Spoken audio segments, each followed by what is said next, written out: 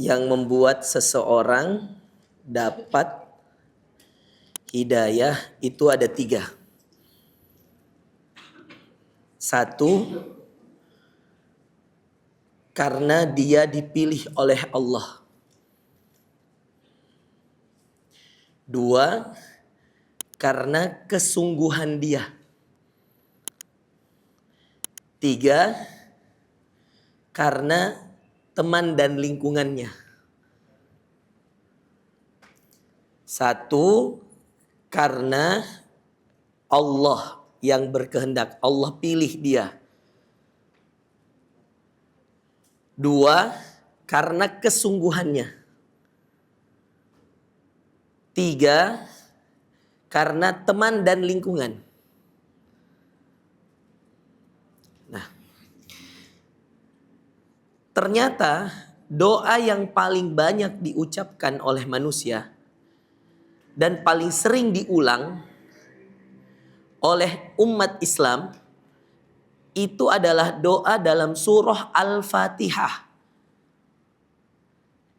yang Allah katakan ihdinas siratal mustaqim. Ya Allah, tunjukilah kami jalan yang lurus.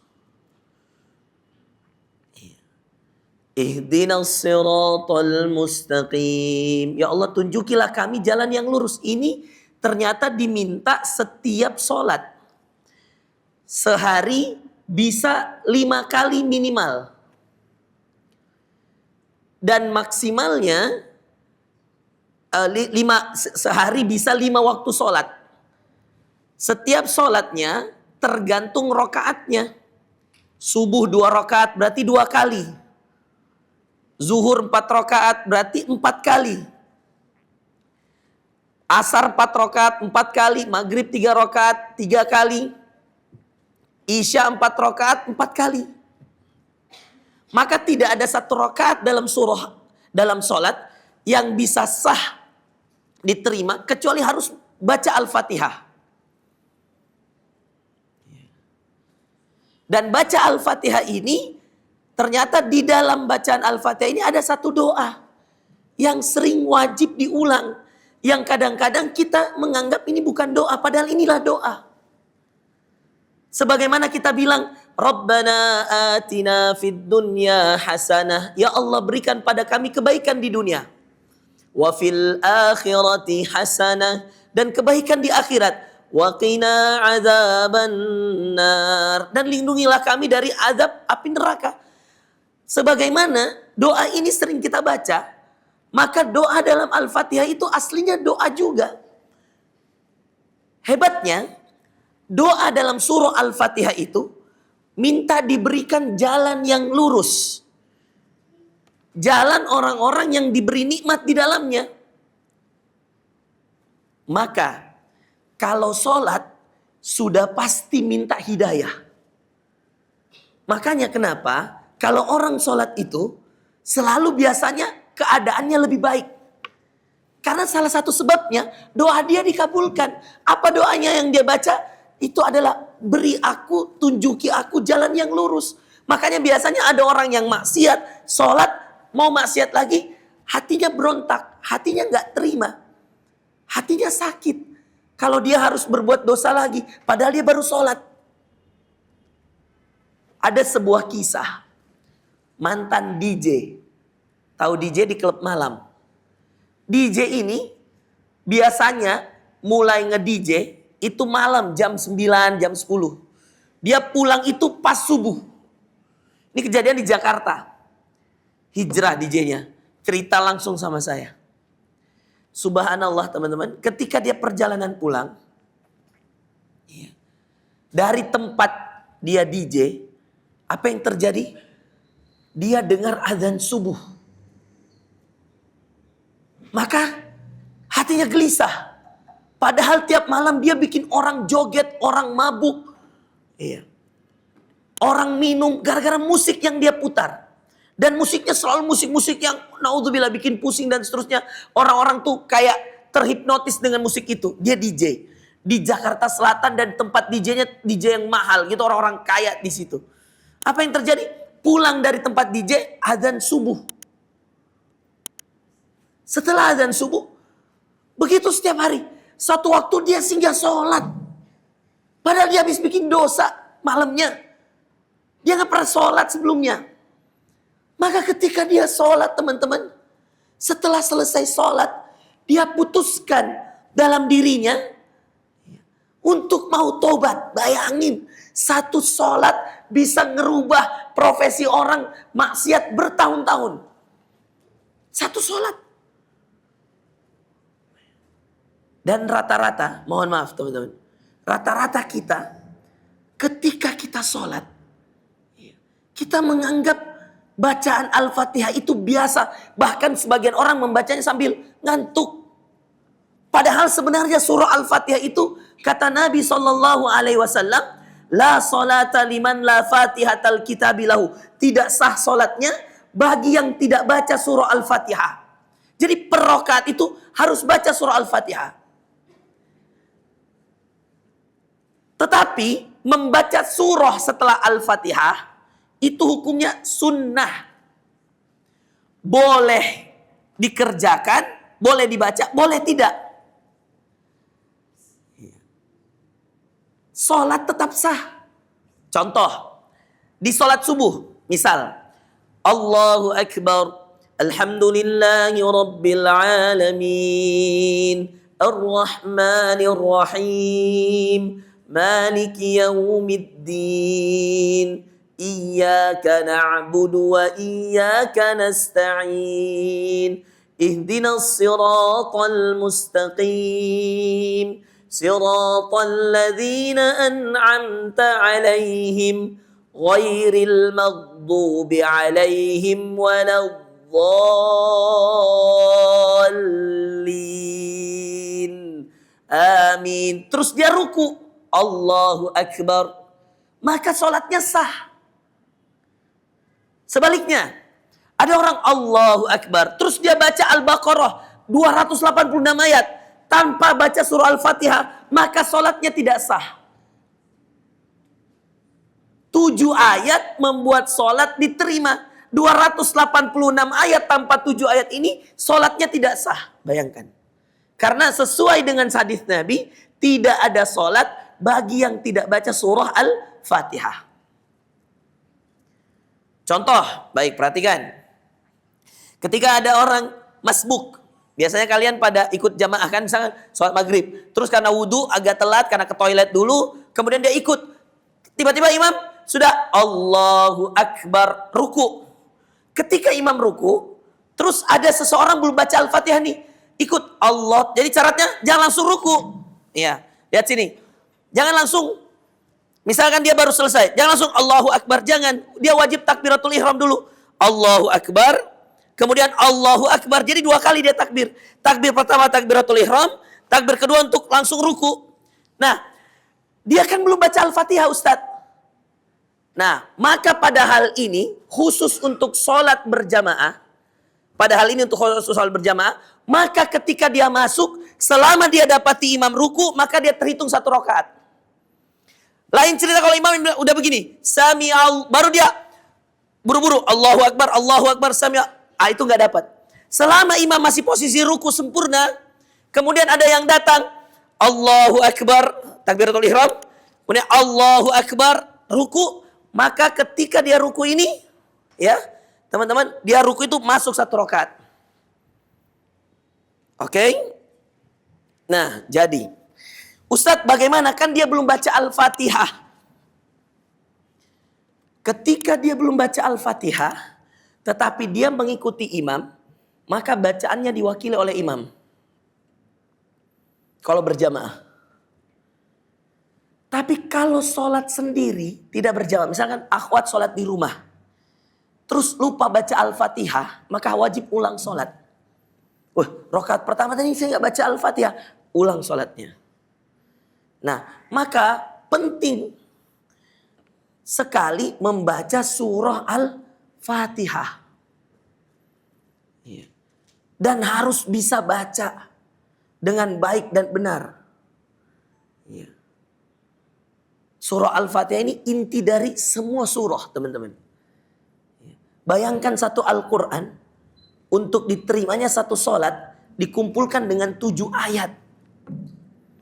Nah, inilah yang akan kita bahas. Iya. Oke, kameranya. Ini yang akan kita bahas. Apa makna dari 7 ayat ini? Sehingga dia menjadi sebuah kesatuan.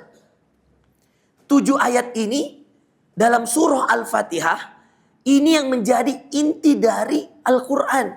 Makanya dinamakan Ummul Kitab. Intinya Al-Quran.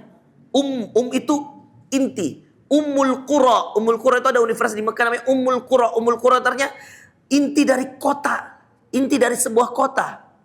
Namanya Ummul Qura. Kemudian setelah kita mengetahui bahwa ini adalah inti dari Al-Quran, maka kita harus paham apa makna dari Al-Fatihah ini. Sehingga kita bisa mengejar hidayah ke jalan yang lurus karena kita paham Al-Fatihahnya. Makanya saya bilang sini pengungkap tafsir dan tadabbur surah Al-Fatihah.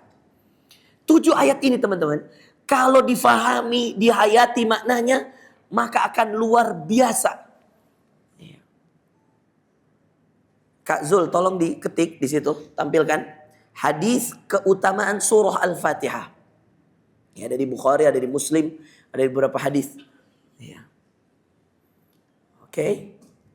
Nah, jadi ternyata teman-teman, selama ini sholat kita berkualitas atau sholat kita tidak berkualitas tergantung bagaimana kita memahami Al-Fatihah. Tergantung bagaimana kita menghafalkan dan memakai Al-Fatihah dalam sholat kita. 7 ayat yang diulang-ulang. Makanya dalam surah Al-Hijr dikatakan walaqad atainak, kami telah turunkan padamu wahai Muhammad sab'an minal masani, 7 ayat yang diulang-ulang. Kenapa namanya 7 ayat yang diulang-ulang? Al-Fatihah. Setiap sholat baca, setiap sholat baca, setiap sholat baca. 7 ayat yang diulang-ulang. Sab'an minal masani wal Qur'anal azim, dan Al-Quran yang agung. Maka diturunkan itu 7 ayat yang diulang-ulang. Maka pada kesempatan hari ini, iya, kecilkan sedikit, naik sedikit. Nah, ini 7 ayat yang diulang-ulang. Oke, ada hadis, ya. Nah, ini, oke. Bawa lagi. Qala alhamdulillah alamin. Oke, baik. Perhatikan di sini ada hadisnya. Kata Rasulullah Sallallahu Alaihi Wasallam dari Abu Sa'id, naik lagi nak. Dari Abi Sa'id Rafi' bin Al-Mu'alla radhiyallahu an. Abu Sa'id berkata, qala li Rasulullah SAW, bersabda kepadaku Rasulullah. Kata Abu Sa'id Rafi' bin Al-Mu'alla. Abu Sa'id itu nama kunyahnya, nama aslinya Rafi'. Sallallahu alaihi wasallam. Jadi Nabi berkata pada Rafi', ala u'allimuka a'dhamu suratin fil Quran. Kata Nabi, wahai Rafi', maukah aku ajarin kamu surah yang paling mulia di dalam Al-Quran? Ya, qabla an takhruja minal masjid, sebelum kamu keluar dari masjid ini. Fa akhadha biyadi, lalu dia ambil tangannya, dipegang tangannya seperti ini. Ya. Fa akhadha biyadi, lalu kata Rafi', Nabi tiba-tiba pegang tangan saya. Falamma aradna an nakhruj qultu, sebelum kita keluar dari masjid, saya berkata, ya Rasulullah, innaka kulta, wahai Rasulullah, sesungguhnya engkau barusan bersabda, berkata kepadaku, la u'allimannak a'zama suratin fil Quran, saya akan pasti ajarkan padamu surah yang paling mulia dalam Al-Quran. Bayangkan, surah paling mulia. Al-Baqarah itu 286 ayat, Ali Imran itu 200 ayat, dan masih banyak yang lebih panjang lagi ayat-ayatnya. Al-A'raf, ya, kemudian An-Nisa itu 100-an lebih semuanya. Teman-teman, tidak ada yang mengalahkan keutamaan dan kemuliaan surah yang cuma 7 ayat ini. Surah apa? Al-Fatihah. Masya Allah. Kata Rafi', ya Rasulullah, bukankah kamu tadi mengatakan bahwa sungguh aku akan mengajarkan kepadamu surah terbaik, surah termulia dalam Al-Quran. Lalu kemudian Nabi SAW mengatakan, apa kata Rasulullah? Alhamdulillahi Rabbil Alamin. Turun lagi. Ar-Rahmanir Rahim. Sampai selesai. Hiya, kata Nabi SAW, hiya as-sab'ul mathani. Itulah 7 ayat yang diulang-ulang. Wal Qur'anal azim. Dan Al-Quran yang sempurna. Alladhi utituhu. Yang aku diberikan sebagai hadiah untukku. Rawahul Bukhari. Jadi Al-Fatihah itu Masya Allah. Makanya teman-teman, perhatikan ya. Kalau sakit, ya, kalau punya masalah, kalau mau dapat jodoh, kalau mau lunas utang, kalau mau rezeki lancar, kalau mau orang tuanya jadi baik, anak-anaknya jadi baik, ajarkan mereka atau bacakan mereka Al-Fatihah. Baca dengan keyakinan. Bahkan sebahagian masyayikh kita kalau ada yang sakit, dia ambil air, teman-teman. Air mineral, air putih. Terus dia baca Al-Fatihah. Bismillahirrahmanirrahim. Alhamdulillah. Sampai selesai. Kemudian dia tiup. Setelah itu dia minum. Itu obat, teman-teman. Al-Fatihah ini obat. Mana lagi Kak Zul tadi? Lanjutan, masih ada hadis di bawahnya itu. Iya. Masya Allah. Nah, kemudian manansa min ayat. Sebentar, bawa lagi? Bukan, ada hadis lagi. Saya lagi nyari hadis. Ini ayatnya yang tadi saya bacakan. Walaqad atainak. Sungguh kami telah memberikan padamu. Sab'am minal masani. 7 ayat yang dibaca berulang-ulang. Wal Qur'anal azim. Dan Al-Quran yang agung. Bayangkan teman-teman. Sekarang saya tanya. Apakah Al-Fatihah itu bagian dari Al-Quran? Bagian. Tapi kenapa disebutnya terpisah? Saking mulianya Al-Quran, Al-Fatihah. Dia disebut duluan. Baru Qurannya. Padahal Al-Fatihah itu bagian dari Al-Quran. Subhanallah. Semulia itu Al-Fatihah itu. Jadi kata para ulama kita, mewakili satu Al-Quran. Nah, baik. Sekarang, bawa lagi Kak Zul. Iya. Mengapa dinamakan dia mewakili satu Al-Quran? Turun lagi. Enggak, oke. Bawa lagi. Oke, sudah. Selesai. Maka teman-teman, kenapa dia dinamakan 7 ayat yang diulang-ulang mewakili Al-Quran? Karena di dalam inti Al-Fatihah itu mewakili semua isi Al-Quran. Iya. Mewakili isi Al-Quran, inti-intinya ada semua di Al-Fatihah. Kita akan jelaskan. Iya. Tulis sekarang Kak Zul, hadis tafsir surah Al-Fatihah. Ada hadis Bukhari. Ya, hadis tafsir surah Al-Fatihah. Nah. Bapak Ibu sekalian, saya mulai dari maknanya. Di saya dulu. Ya, nanti baru kita dengarkan hadisnya. Inti Al-Fatihah itu ada 7 hal yang dibahas. Yang diulang-ulang sehingga akhirnya Allah menjadikan ini sebagai surat paling mulia. Hal yang pertama, sangat banyak nama Allah di dalamnya. Maka nomor 1, boleh dicatat, mengapa Al-Fatihah dikategorikan sebagai surah termulia? Mengapa surah Al-Fatihah dikategorikan sebagai surah termulia? Iya. Amar gak bawa catatan, Amar. Zul gak bawa catatan, nak? Iya. Dengar ini ya, supaya paham. Mengapa Al-Fatihah dikategorikan sebagai surat termulia? Karena isi dan intinya mewakili seluruh Al-Quran. Jawab dulu. Karena isi dan intinya mewakili seluruh Al-Quran.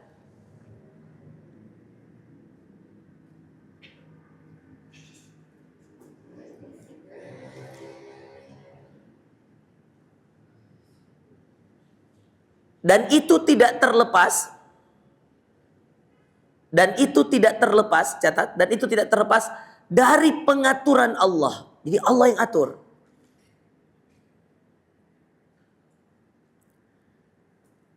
Adapun isi dan inti surah Al-Fatihah sebagai berikut. Tulis. Adapun inti dan isi surah Al-Fatihah sebagai berikut.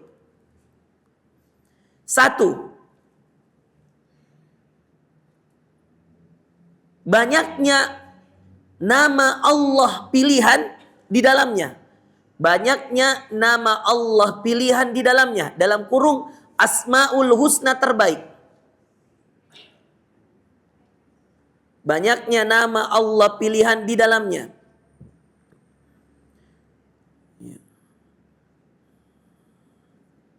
Dalam kurung Asmaul Husna yang terbaik. Nama-nama yang Asmaul Husna itu artinya nama-nama Allah yang terbaik. Insya Allah. Berapa lama kalau saya harus belajar begini ya? Mau juga ini saya kayaknya. Nanti kita bikin tabligh akbar pakai syarat. Subhanallah, susah ya. Tapi Masya Allah itulah orang ya, hasilnya keahliannya. Iya. Kita mau belajar begini sudah susah. Dia juga mau belajar kayak saya sudah susah juga. Masya Allah. Jadi bagi tugas. Subhanallah. Ya, mau sekali rasanya kita bisa juga begitu ya. Lincah sekali jarinya. Masya Allah. Ya, bisa gitu. Omongan diterjemahkan pakai jari. Dan cepat. Ya. Ya, ini hadis qudsi. Betul. Mana bahasa Arabnya Kak Zul? Ada yang bahasa Arabnya itu Kak Zul? Coba. Teksnya. Oh alah. Ada itu hadis qudsinya. Iya. Lengkap jelas di hadis qudsi. Coba cari ulang sambil saya jelaskan. Oke, satu tadi apa? Banyaknya nama Allah dan pilihan Allah. Oke, sekarang mari hitung. Berapa nama Allah dalam surah Al-Fatihah? Bismillah Allah 1. Bismillahirrahman 2. Ar-Rahim 3. Oke? Terus diulang lagi. Alhamdulillahi, lillahi, Allah lagi 4. Alhamdulillahi, Rabbi. Rabbi itu nama Allah bukan? Nama Allah, Rabb 5. Al-Alamin bukan? Sifat. Terus Ar-Rahmani, Ar-Rahim. Berapa nama? 7. Pas sesuai dengan ayatnya.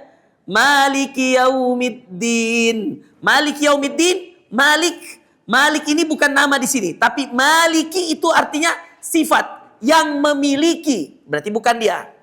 Kepunyaan berarti di situ. Maliki yaumiddin bukan nama. Berarti ada berapa nama? 7. Dalam surah Al-Fatihah ada 7 nama Allah.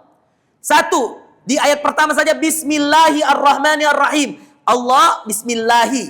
Ar-Rahman 2. Ar-Rahim 3. Iya. Alhamdulillahi Allah lagi 4.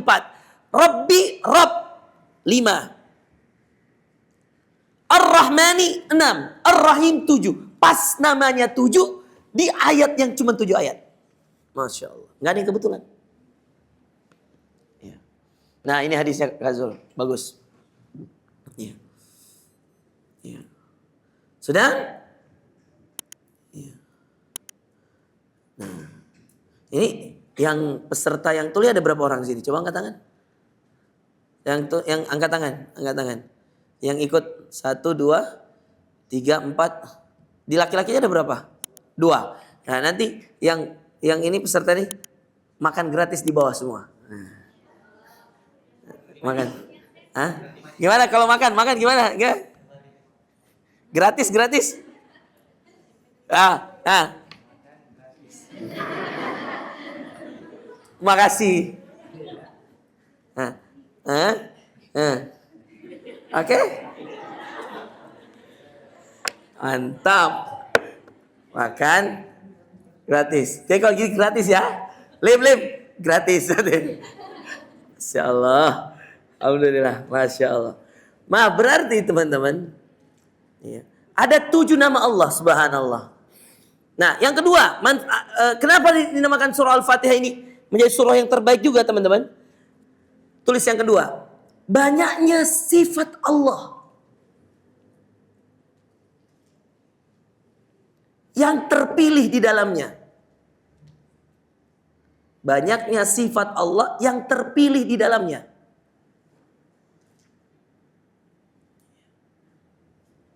Oke. Ketiga, banyaknya kekuasaan Allah di dalamnya. Banyaknya kekuasaan Allah di dalamnya.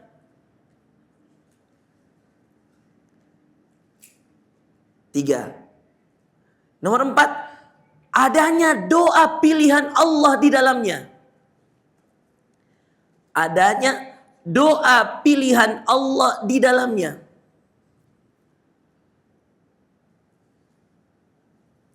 Lima, adanya peringatan dari Allah tentang hari akhirat. Lima, adanya peringatan dari Allah tentang hari akhirat.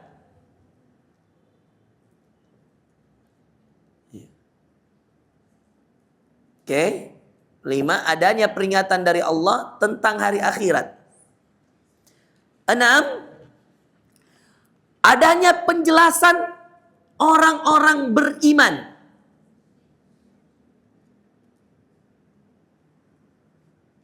Adanya penjelasan tentang orang-orang beriman, pilihan Allah. Tulis, pilihan Allah. Tujuh, adanya penjelasan tentang orang-orang yang dimurkai Allah. Yang dimurkai dan tersesat menurut Allah. Adanya penjelasan, ini nomor 7. Adanya penjelasan tentang orang-orang yang dimurkai dan tersesat. Pilihan Allah. Pilihan Allah.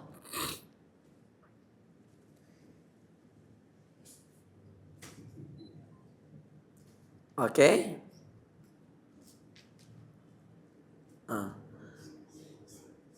Masya Allah. Ya. Kalau begini apa tadi? Iya, oke. Dia bisa nulis di HP tadi dia. Dia bisa. Oh, anaknya. Oh, anak ibunya tuliskan di siapa? Terus ibunya bilang, ya. Berarti ibunya bilang, saya udah tuliskan kamu gitu. Masya Allah. Berarti kalau ada anak, orang tuanya bisa mendengar, berarti orang tuanya bisa bantu dia dengan bahasa isyarat. Makanya orang tuanya harus belajar juga bahasa isyarat ya. Sedikit-sedikit ya Bu ya. Ibu ya. Ya. Baiklah. Makasih. Oke. Terus. Sudah yang ketujuh. Baik. Ulang. Nomor 1. Banyaknya nama Asmaul Husna. Ada berapa tadi nama Allah? 7. Yang kedua. Banyaknya sifat Allah. Baik. Sekarang lihat sifat Allah. Sebelum hadisnya. Tulis dulu Kak Zul. Tadi apa nomor 2 tadi? Banyaknya sifat-sifat Allah. Pilihan Allah sifat-sifatnya. Coba apa sifat Allah di dalam? Tulis. Dalam kurung sifat Allah. 1. Pengasih. 1. Pengasih. 2. Penyayang. Sifat. Iya. Sudah? Pengasih dan penyayang. Ini mewakili sifat terbaik dari semua sifat yang Allah punya. Tulis. Pengasih dan penyayang. Ini 2 sifat yang mewakili semua sifat yang Allah punya.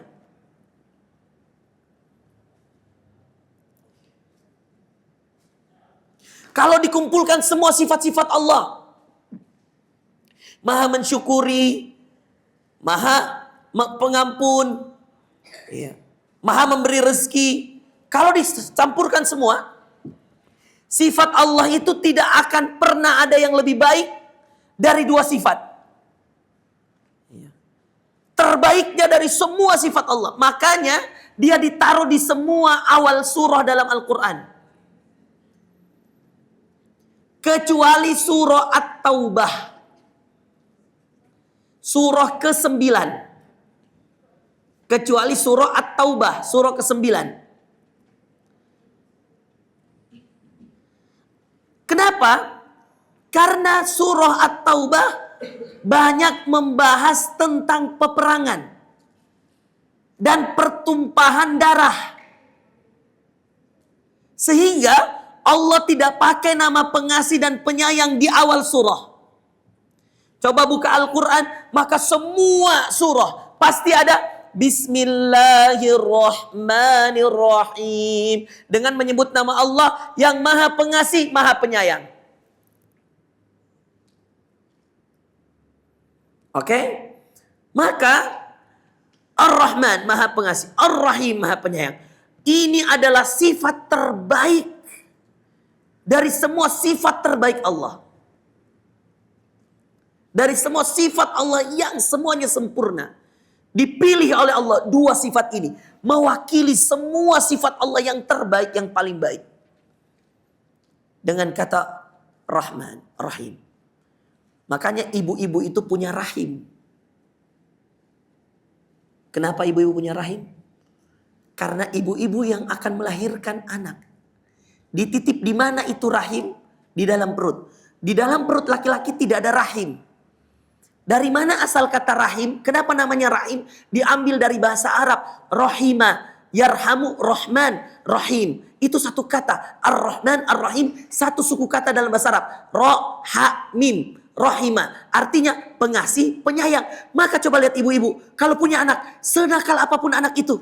Sebandel apapun dia. Sesusah apapun diatur. Gak mungkin ibu-ibu itu benci pada anak itu. Marah pada dia. Marah mungkin iya. Tapi benci, memusuhi. Enggak. Karena dia datang. Dia muncul. Dia hadir di dunia. Dari rahim. Dan berapa lama dia di rahim? 9 bulan. Kurang lama apa? Dan itu menjadi bukti. Lihat anak kecil. Hanya orang-orang jahat yang lihat anak kecil. Yang lihat anak kecil. Wajah anak kecil. Lalu dia nggak sayang. Hanya orang-orang jahat. Ini kalau lihat anak kecil nih. Masya Allah. Sama siapa datang? Mamanya. Masya Allah. Nah, nanti anaknya boleh makan gratis. Iya. Mamanya enggak. Mamanya juga. Boleh. Ini tanda ini Alim ya. Iya. Ini mamanya ya. Masya Allah. Iya. Nanti makan di bawah ya Bu ya. Nanti Alim yang ngurus semua. Iya. Nanti saya yang bayar. Gratis. Yang bawa anak kecil ini yang depan ini 2 nih. Masya Allah. Ini coba lihat. Karena anak kecil itu keluar dari rahim. Lihat bayi pas baru keluar dari. Baru melahir. Siapa yang lihat bayi terus gak senang? Ada nggak? Ada nggak di sini yang pernah lihat bayi? Ya, terus dia benci sama bayi itu? Nggak ada teman-teman. Hanya orang jahat itu. Lihat bayi, lihat anak kecil nggak senang. Itu rata-rata kita lihat bayi, anak kecil, anak balita khususnya pasti sayang.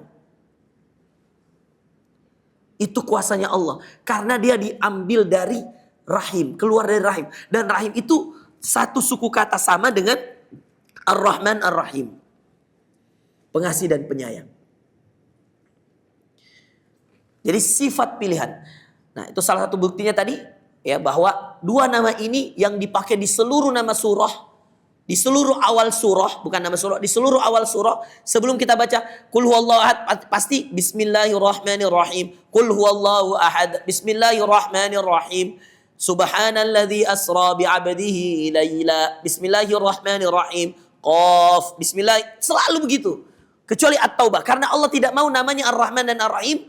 Itu masuk pada sifat yang. Atau kisah-kisah yang. Tidak ada penyayang dan pengasih. Kenapa? Karena di situ ada. Banyak peperangan. Dan Allah tidak mau. Nama sifat dia yang pengasih dan penyayang.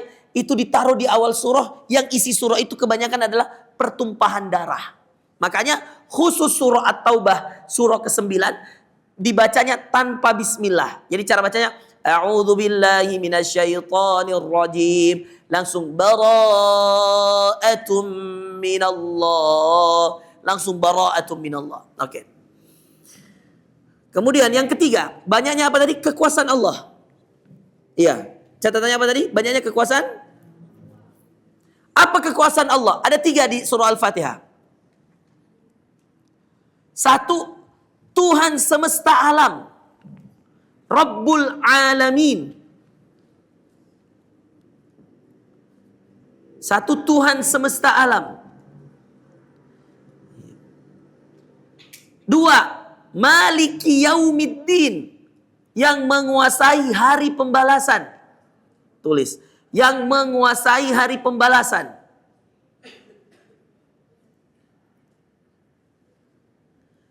3.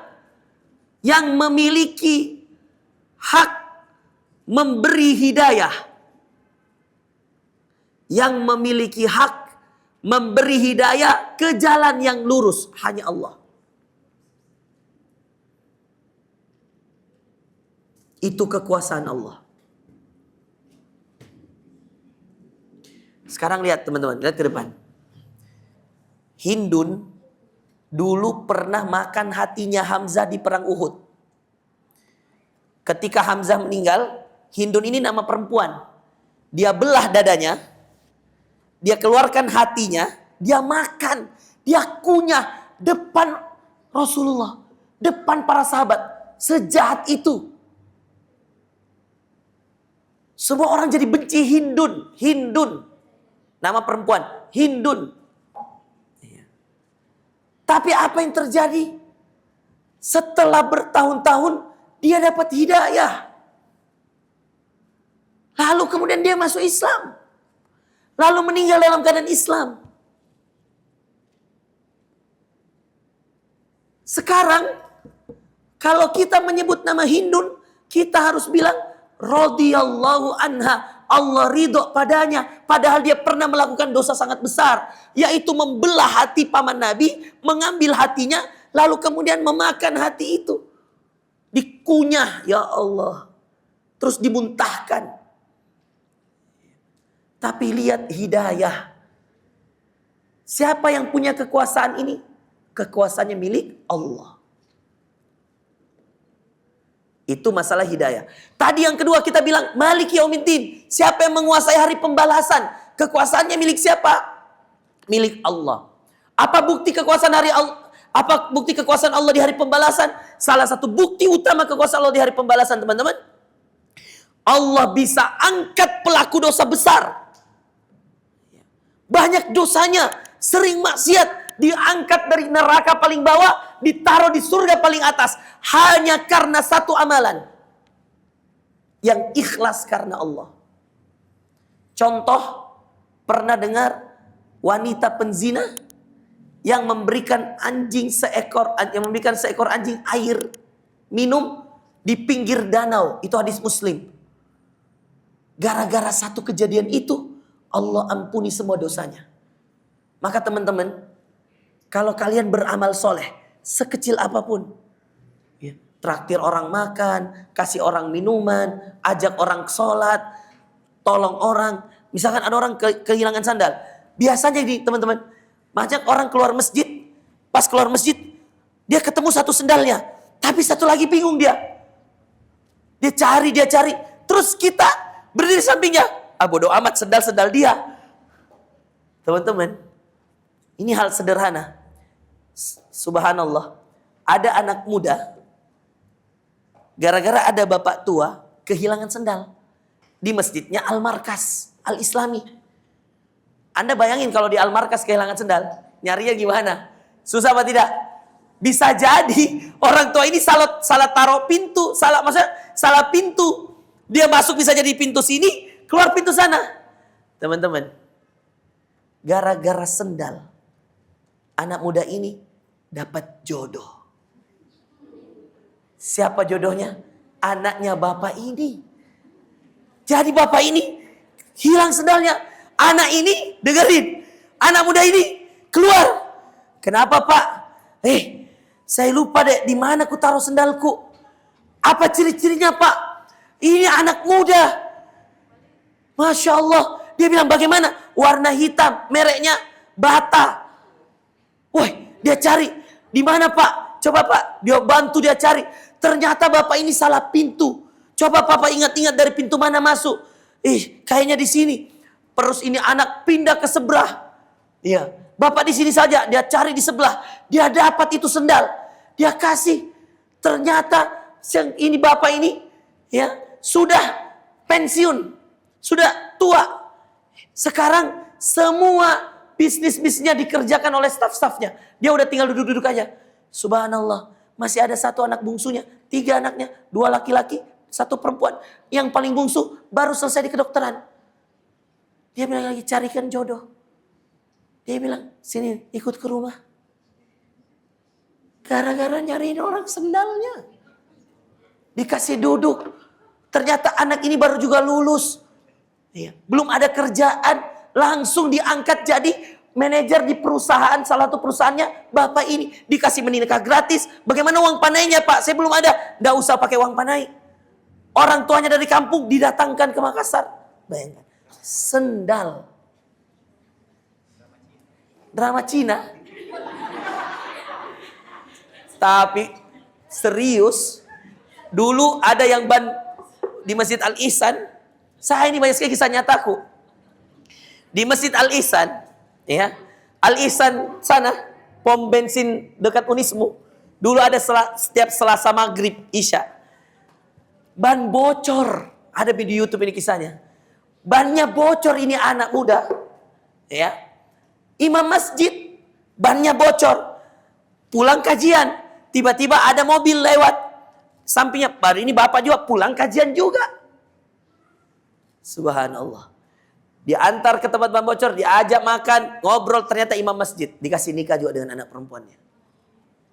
Satu lagi, kisah nyata juga di Unhas. Namanya Hamri, kalau ini saya hafal namanya. Nih. Karena dia ketua LDK dulu Unhas. Boleh dicek, sekarang sudah S2. Waktu saya di Unhas, tabligh akbar. Ya. Sekaligus penggalangan dana untuk Palestina. Saya bilang, siapa mau sedekah? Saya semua sedekah pakai uang. Terus tiba-tiba saya bilang, siapa tahu ada yang mau sedekah dengan motornya? Tiba-tiba ini, Hamri, ketua LDK-nya Unhas, angkat tangan, saya Ustadz. Motornya saya lupa apa. Wah serius Ustadz. Majulah dia. Kasih kunci motor. Allahu Akbar, semua takbir. Allahu Akbar, takbir semua. Teman-teman, setelah 4 bulan, kira-kira, saya ngisi di BTP.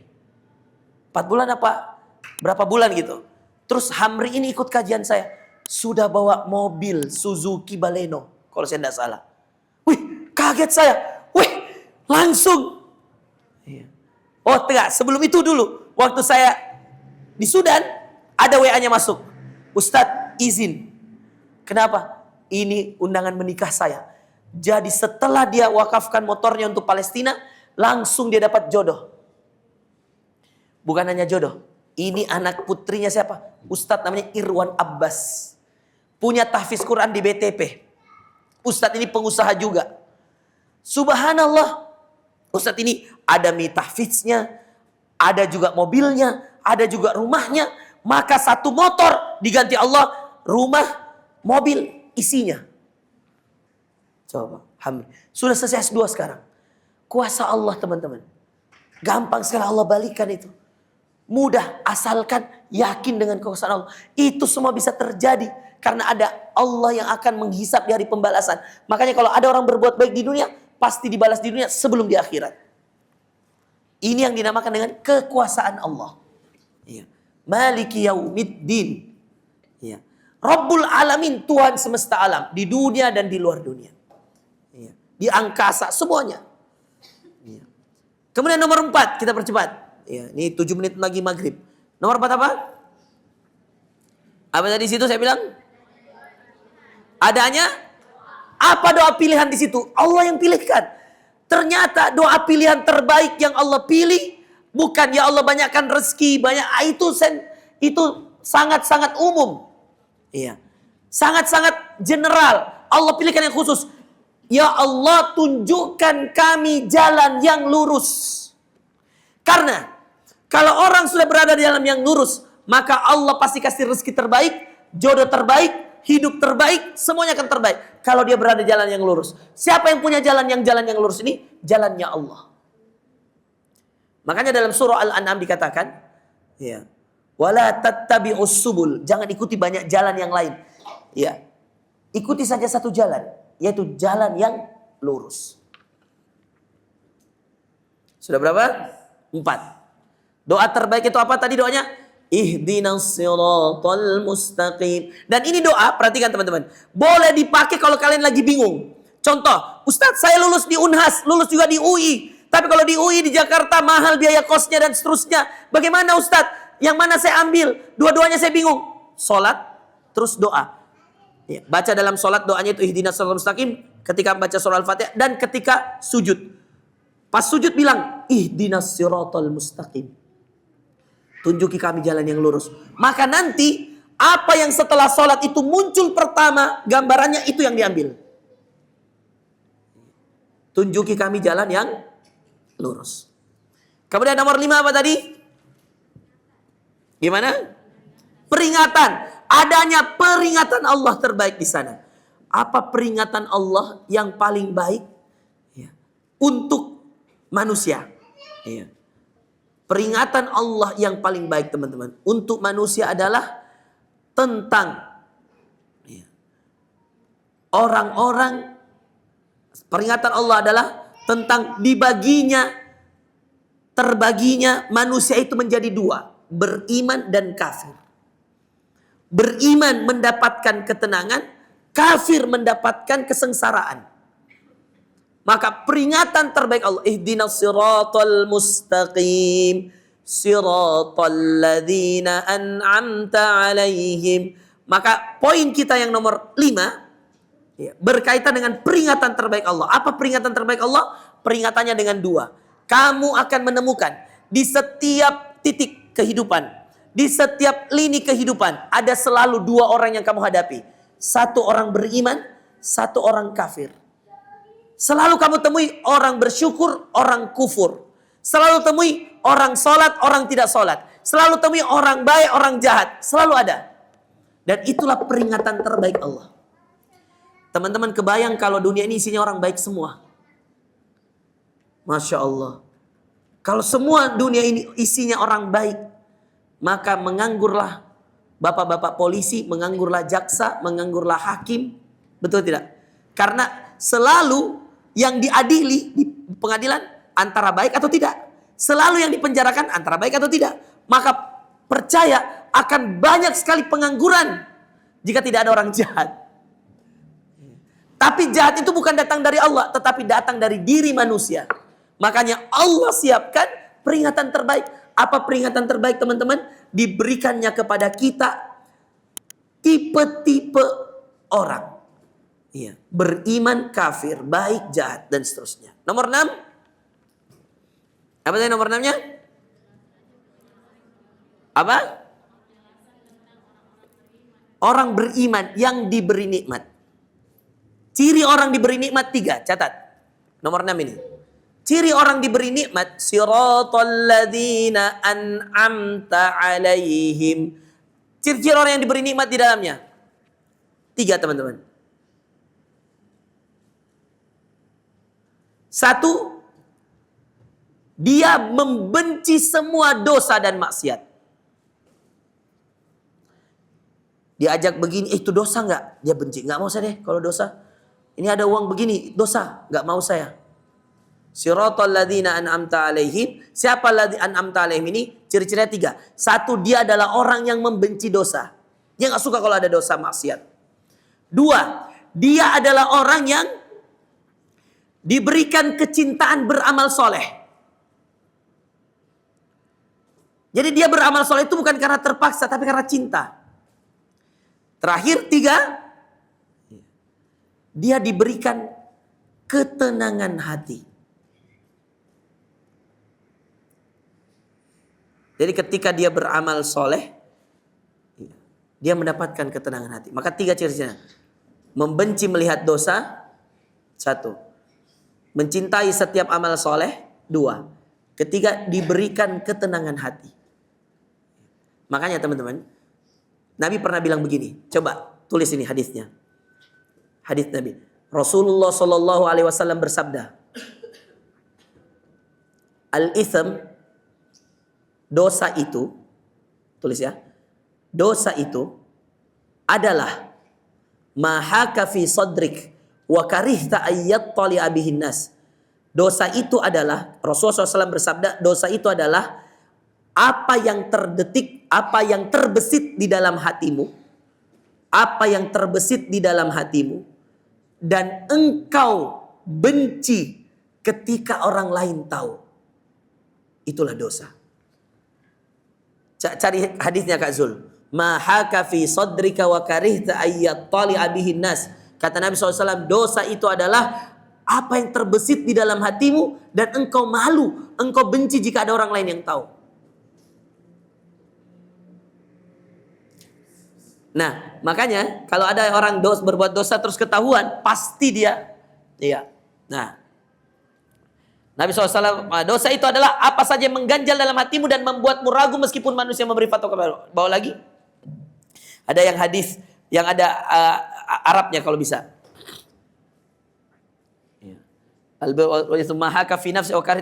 Ini yang rawah Muslim. Mana ini terjemahan yang ini? Paling atas berarti tadi. Nah ini. Nah, sedangkan al-itsm yaitu dosa, apa yang menggelisahkan dalam dirimu, engkau tidak suka jika hal itu nampak di hadapan orang lain. Jadi dosa itu apa yang ada dalam hati.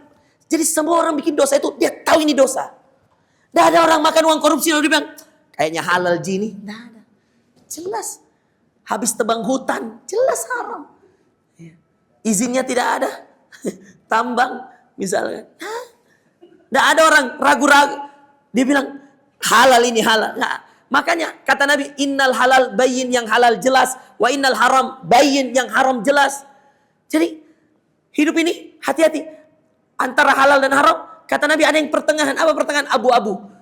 Dan hati-hati pada yang abu-abu. Semua yang jatuh pada yang abu-abu, yang ragu-ragu, pasti jatuh pada yang haram. Kata Nabi SAW, faman waqa'a fi syubhat, siapa yang jatuh pada yang syubhat. Apa itu syubhat? Yang ragu-ragu. Waqa'a fil haram. Kata Nabi pasti dia akan jatuh pada yang haram. Maka sederhana teman-teman. Mau jadi orang yang diridhoi Allah, mau jadi orang yang diberi nikmat di dalamnya, cari ketenangan hati. Dan apa yang paling bisa memberikan ketenangan hati? Ketika engkau bisa memilih mana halal dan menjauhi mana yang haram. Oke, terakhir. Apa tadi? Adanya orang-orang yang tadi beriman. So, yang terakhir, yang dimurkai dan tersesat. Tulis sekarang. Yang dimaksud orang-orang yang dimurkai adalah Yahudi dan semua sifat-sifatnya. Al-maghdubi alaihim itu Yahudi. Semua ulama tafsir sepakat, kecuali beberapa, bahwa yang dimurkai itu orang Yahudi dan semua sifatnya. Presiden Amerika Serikat hari ini tangkap presidennya Venezuela. Ya, itu sifatnya orang Yahudi, teman-teman. Rakus, tamak. Karena dia tahu ada 330 juta barel minyak terbanyak di atasnya Arab Saudi, Venezuela. Dan itu presiden orang ditangkap di negaranya orang. Bayangkan. Kebayang nggak misalkan waktu mohon maaf ini, misalkan presiden kita Pak Prabowo terus ditangkap dia di sini sama Trump, marah nggak kita? Pasti marah. Wih, presiden saya itu. Ya kan? Nah, tapi begitulah orang Yahudi, sifat-sifatnya Yahudi itu turunannya pasti membuat Allah murka. Ya. Makanya dia dimurkai. Apa sifat orang Yahudi yang paling dimurkai? 3, catat. Sifat orang Yahudi yang paling dimurkai 3. 1, zalim. 1, zalim. 2, suka membantah. Sikap orang Yahudi. 2, suka membantah. Makanya yang suka disuruh sama orang tuanya, Nggak mau kak. Oh, Yahudi kau juga. Awas. Coba lihat Quran. Setiap Allah perintah pada ya Bani Israel. Suruh A, suruh B. Bantah. Tidak. Atau pura-pura tanya. Kenapa begini? Makanya orang yang selalu membantah dan selalu banyak tanya, biasa itu dibilangi, Bani Israel kau juga kau. Dan Yahudi, hati-hati. Ya. Oke, suka membantah. Itu orang Yahudi aslinya. Coba melihat dalam Quran. Banyak sekali kisahnya. Jadi apa tadi yang 1? Zalim. 2, suka membantah. 3, rakus, tamak dunia. Kalau ada orang Yahudi, kau ajak berbisnis, dia dari tidak punya 0 sampai dia kuasai semua perusahaanmu. Itu cara Yahudi. Dia awalnya numpang di Palestina, dikasih tanah. Sekarang dia ambil semua tanahnya. Orang Yahudi. Makanya sekelas Hitler, orang jahatnya di Jerman ini, yang suka membunuh apa segala macam, dia bilang kalau ada orang lebih jahat dari saya, Yahudi. Bayangkan, karena tamaknya lah itu orang Yahudi, tidak ada ujungnya. Oke, sekarang orang yang tersesat, catat, orang yang tersesat itu adalah orang-orang Nasrani. Terakhir ini, 2 menit. Besok kita sholat. Orang-orang yang tersesat adalah orang-orang Nasrani. Siapa orang-orang Nasrani ini? Apa sih? Dan semua sifat-sifatnya. Iya. Nasrani itu masuk Katolik, Protestan, dan seterusnya. Kalau dalam Al-Quran kita, ini kan kita membahas tentang agama kita, teman-teman. Apa sifat-sifat turunannya, teman-teman? Iya. Satu, ada 3 hal. Satu, sifat-sifat yang kemudian kenapa dia menjadi tersesat. Satu, berilmu tapi tidak mengamalkan. Berilmu tapi tidak mau mengamalkan. Oke. 2, selalu menganggap remeh perintah Allah. Selalu menganggap remeh perintah Allah. Gampang, enggak usah. Akhirnya tersesat. 2. Kemudian yang ketiga, yang membuat dia tersesat, selalu berusaha mencelakai orang lain. Kenapa dia selalu berusaha mencelakai orang lain? Karena dia ingin menjadi orang yang menang. Dia nggak mau kalah. Coba lihat itu. Selalu dia mau yang di atas. Dan itu bisa kita lihat. Ya. Kita nggak perlu sebut etnis ya.